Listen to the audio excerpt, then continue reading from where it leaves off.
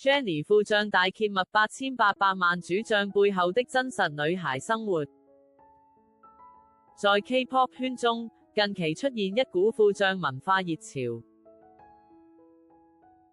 越來越多偶像選擇透過小帳號分享日常生活，暫時卸下舞台光環與濾鏡，展現最真實的一面。從 Blackpink 的 Jennie 演員孫藝珍到 Grand G-Dragon， 一線巨星們紛紛開設副將，讓粉絲看到他們舞台之外的真實世界。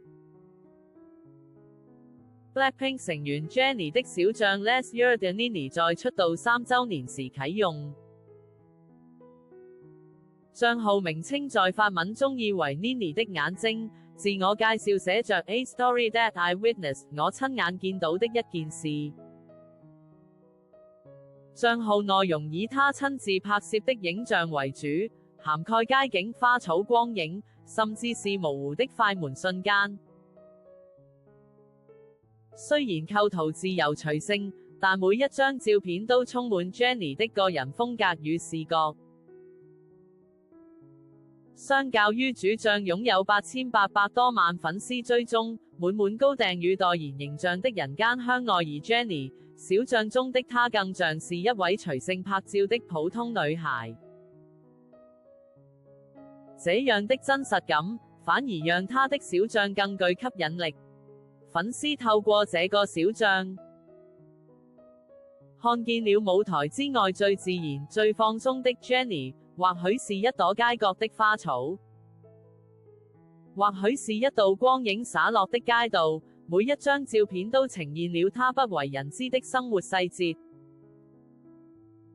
副將的存在，也讓偶像與粉絲的互動更為親近。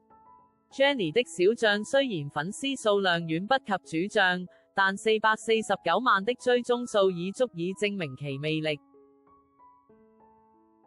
這個數字不僅展示了粉絲對他真實日常的喜愛，也顯示出副將在娛樂圈的新潮流正在迅速發展。許多偶像透過小帳分享生活點滴，不僅滿足粉絲對偶像日常的好奇，也為自身保留一個低調私人的空間。副將文化的興起，也折射出當代偶像面對公眾與隱私的平衡。主將多半是經過精心設計的舞台形象，強調美感與專業，而小帳則提供了一個不修邊幅的真實平台。對 Jennie 而言，小帳讓她可以自由記錄生活，從日常街景、旅途風景到私下興趣愛好，每一刻都能以最自然的方式呈現。對粉絲來說，這種真實感極具吸引力。小帳內的影像，沒有商業代言，也沒有過度修圖，只有 Jennie 自己的視覺與感受。